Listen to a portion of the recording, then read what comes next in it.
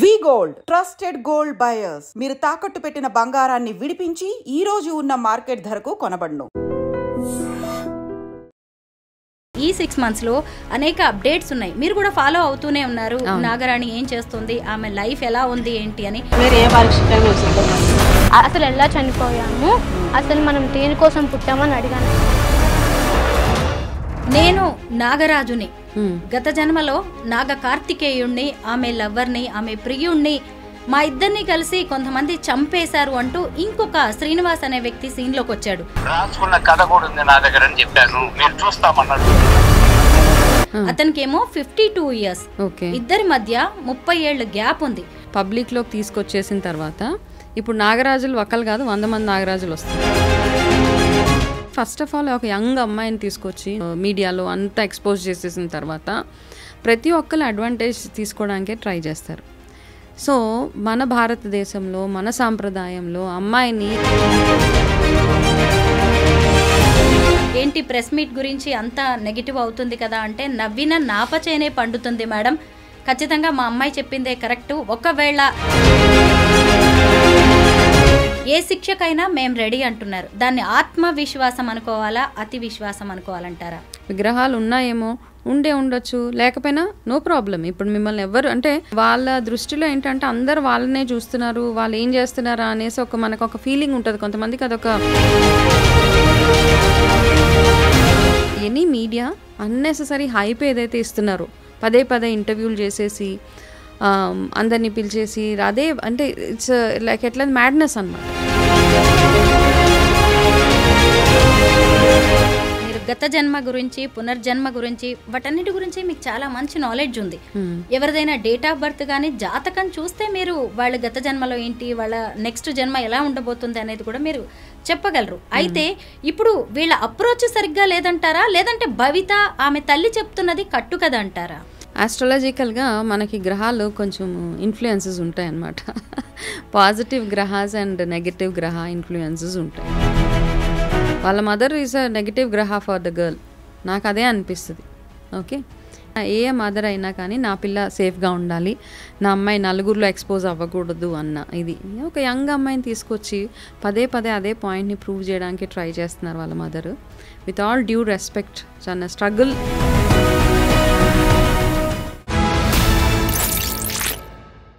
అందరికీ నమస్కారం, నేను Swaroopa Potlapalli. Welcome to I dream. ఈ మధ్య కాలంలో నాగరాజు నాగరాణి స్టోరీ ఎంత వైరల్ అవుతుందో మీరందరూ కూడా చూస్తూనే ఉన్నారు. నిజంగా గత జన్మ అనేది ఉంటుందా, మరో జన్మ అనేది మనిషికి ఉంటుందా? ప్రస్తుతం నాతో పాటు టారో కార్డ్ రీడర్ అలాగే రిగ్రెషన్ థెరపిస్ట్ అయిన వనజ రామశెట్టి గారు ఉన్నారు. ఆవిడతో మాట్లాడదాం. మేడం నమస్తే. నమస్తే అండి స్వరూప. కరెక్ట్గా 6 months బ్యాక్ మనం నాగరాణి భవితని ఇంటర్వ్యూ చేశాము. కరెక్ట్. అప్పుడు మీరు ఆమెకు సంబంధించిన అనేక విషయాలు తెలుసుకున్నారు. అయితే ఈ 6 months లో అనేక అప్డేట్స్ ఉన్నాయి, మీరు కూడా ఫాలో అవుతూనే ఉన్నారు. నాగరాణి ఏం చేస్తుంది, ఆమె లైఫ్ ఎలా ఉంది ఏంటి అని. ఇప్పుడు కొత్తగా నాగరాజు వచ్చారు సీన్ లోకి. మీ అభిప్రాయం ఏంటి మొత్తం ఈ ఎపిసోడ్ మీద?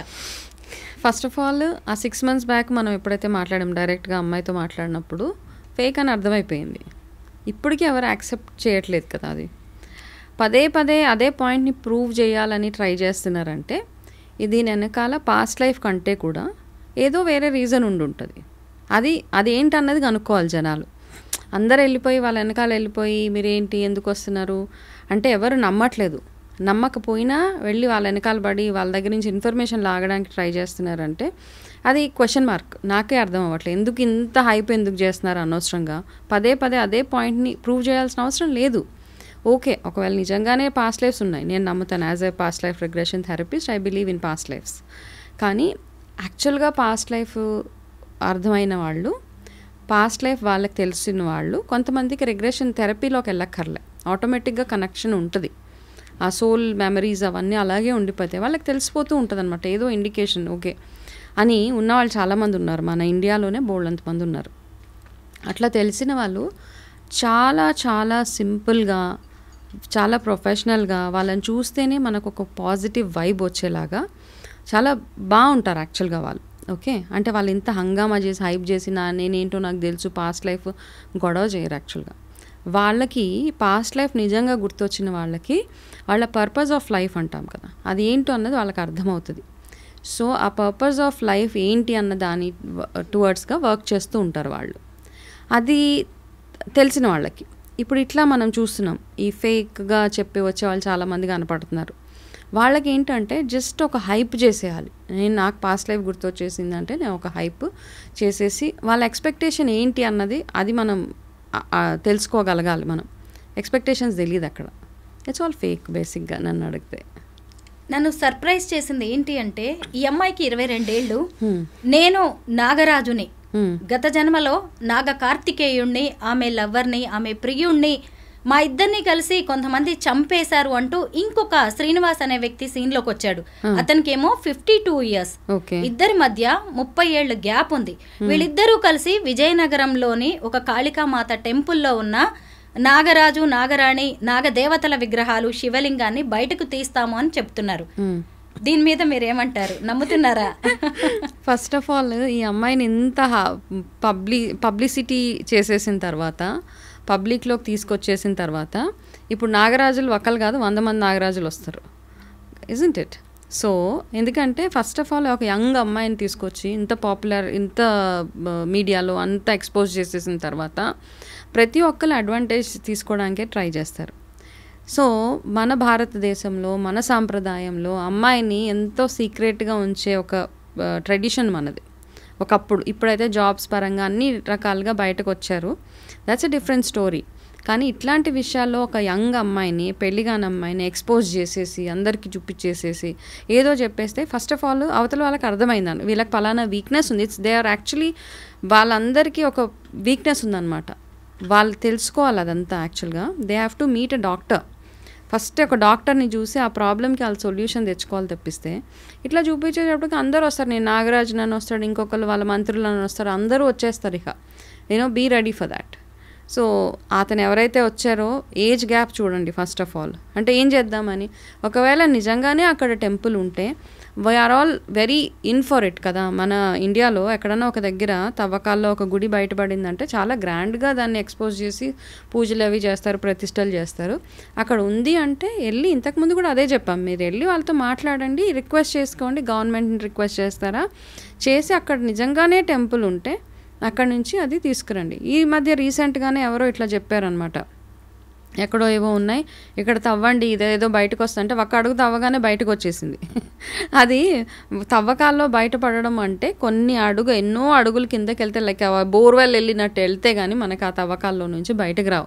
మీరు ఒక్క అడుగు తవ్వించేసి, రీసెంట్గా సమ్ స్టోరీ ఈవెన్ యూట్యూబ్లోనే చూసా, 1-2 అడుగులు తవ్వగానే అందులోంచి ఒక విగ్రహం బయటకు వచ్చిందంటే ఇట్స్ అండర్స్టూడ్, వాళ్ళు వెళ్ళి పెట్టి దాన్ని బయటకు తీసేశారు. అది సో అట్లాంటి స్టోరీస్ కూడా ఉంటాయి. ప్రీ ప్లాన్డ్గా ఉన్నారు. అయితే ఈ విషయంలో ఒకవేళ నిజంగా ఉంది అంటే టేక్ గవర్నమెంట్ హెల్ప్ కదా. ఎందుకు ఇంత అనవసరంగా హైప్ చేసి అమ్మాయి భవిష్యత్తుని పాడు చేసే ప్రాసెస్లో ఎవరికి రైట్ లేదు. ఈవెన్ వాళ్ళ ఓన్ మదర్కి కూడా షీ హ్యాస్ నో రైట్. కరెక్టే.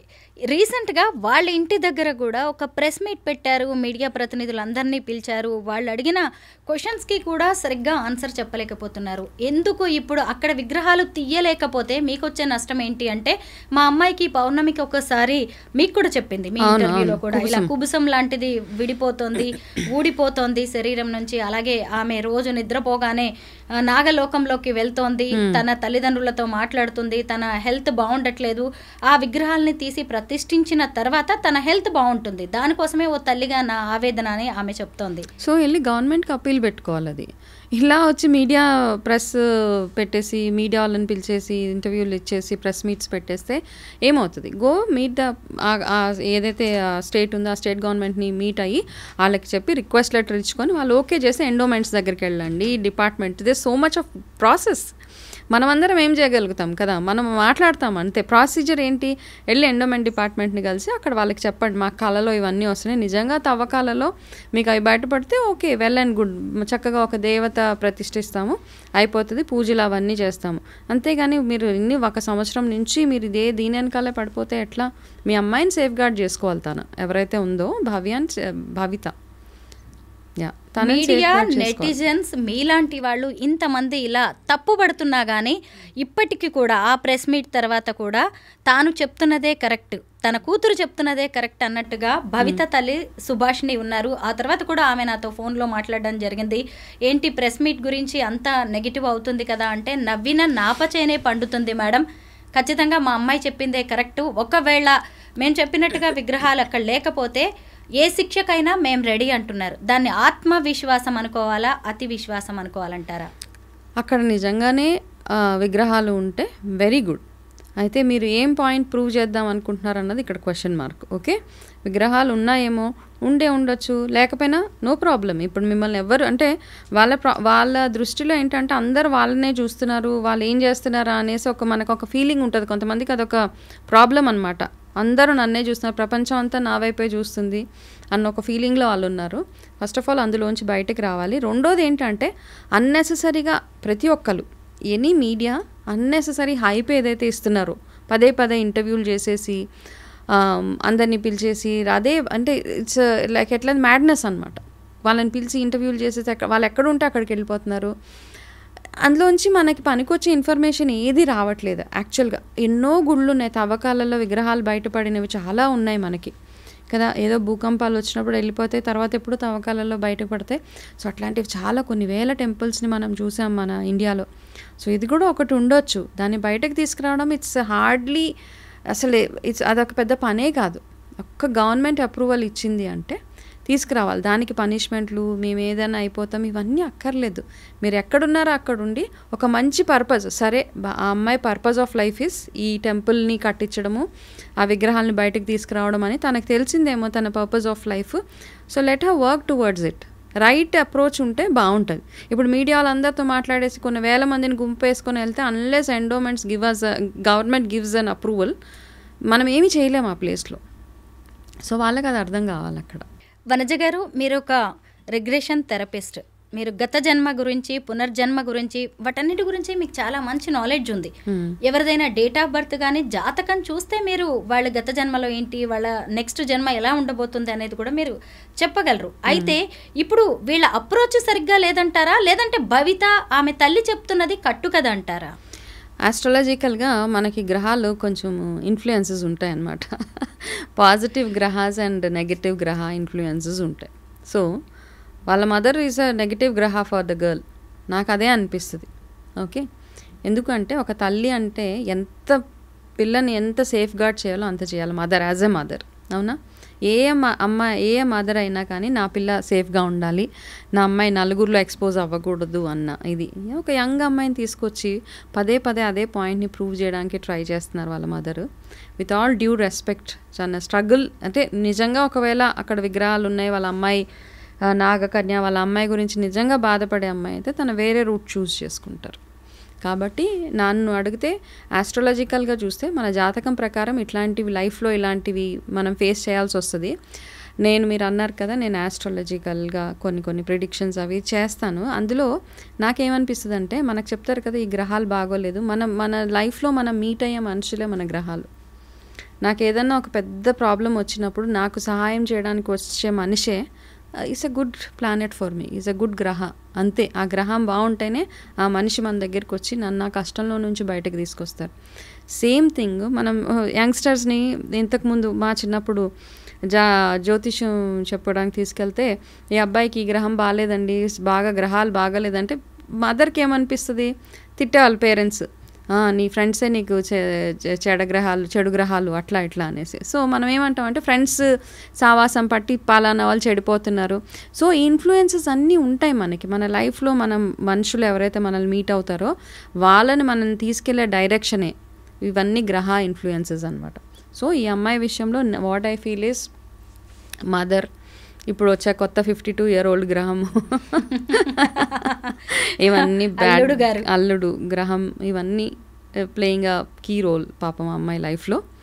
అంటే అమ్మాయి సేఫ్గా ఉండాలి ఎక్కడున్నా కానీ. పాపం ఇన్నోసెంట్, అన్నీ చూసుకుంటే తన ఇన్నోసెంట్గానే ఉంది పాపం. చూస్తే తనకి కొన్నిటికి ఆన్సర్స్ లేవు అక్కడ కదా. ఒక ఇంటర్వ్యూలో నాగబంధం ఏంటి అంటే పాపం దిక్కులు చూస్తూ ఉంది తను. యాక్చువల్గా ఏంటంటే నిజంగా పాస్ట్ లైఫ్స్ ఉన్నవాళ్ళు ఫ్లాలెస్గా మాట్లాడతారు. ఒకటి, వాళ్ళు ఎక్కడ తడుముకోరు, వాళ్ళకి ఎందుకంటే పాస్ట్ లైఫ్ గుర్తున్న వాళ్ళు ఎక్కడ వాళ్ళకి అన్నీ తెలుస్తాయి అనమాట, ఇంకా నాలెడ్జ్ డబల్ ఉంటుంది వాళ్ళకి. నాకు ఎక్కడ బాధగా అనిపిస్తుందంటే వనజ గారు, అసలు ఆ శ్రీనివాస్ అనే వ్యక్తి సీన్లోకి రావడం, ఇంకెవరో కూడా నేనే నాగరాజుని అంటూ వీడియోస్ పెట్టడం, అసలు కామెంట్స్లో కూడా నేనే నాగరాజుని అంటూ విపరీతంగా కామెంట్స్ చేయడం, ఇవన్నీ చూస్తున్నప్పుడు ఒక విమెన్గా మనం కూడా కొంత రెస్పాండ్ అవుతున్నాం తెలియకుండానే. ఇది కాదు కదా ఒక తల్లి కానీ ఒక కూతురు కానీ ఒకవేళ ఏదైనా ఉన్నా చేసే విధానం అని అనిపిస్తుంది మనకు కూడా. అవును, కరెక్టే కదా. ఇప్పుడు ఏంటంటే ఎక్కడో మనమే ఒక స్టెప్ ముందుకు తీసుకుని ఇది స్టాప్ చేయాలి ఇక్కడ, ఎందుకంటే too much of non sense. A women commission అవ్వచ్చు, వాట్ ఎవర్ ఇట్ ఈస్, అట్లాంటి వాళ్ళు కొంచెం ఇన్వాల్వ్ అయ్యి ఇది ఇక్కడికి స్టాప్ చేయాలి. ఒక అమ్మాయిని అనవసరంగా ఎక్స్పోజ్ చేసే రైట్ ఎవ్వరికి లేదు మన ఈ లైఫ్లో, ఇంక్లూడింగ్ ద పేరెంట్స్. అవును, ఎవరెవరో కొత్త కొత్త వ్యక్తులు వచ్చేసి తెలియకుండానే రేపు ఆమె లైఫ్ ఎలా వెళ్తుంది, వాళ్ళ తల్లి లైఫ్ ఏంటి అనేది కూడా కొన్ని క్వశ్చన్స్ అయితే వస్తున్నాయి. చాలా ఫ్యూచర్ ఉంది ఆ అమ్మాయికి. కొంచెం అమ్మాయిని మెండ్ చేసి చక్కగా కౌన్సిలింగ్ ఇప్పించి డాక్టర్ దగ్గరికి డాక్టర్ దగ్గర తీసుకెళ్ళండి, స్కిన్ ప్రాబ్లమ్స్ ఉంటే స్కిన్ డాక్టర్ దగ్గర తీసుకెళ్ళి, ఇంకా వేరే ఏమైనా సైకలాజికల్ ఇష్యూస్ ఉంటే వెళ్ళి కౌన్సిలింగ్ తీసుకొని ఆ అమ్మాయి ఒక మంచి ట్రాక్లో వెళ్ళేలాగా వాళ్ళ మదర్ హెల్ప్ చేస్తే that's a blessing for them, అంతే. Thank you so much. Welcome.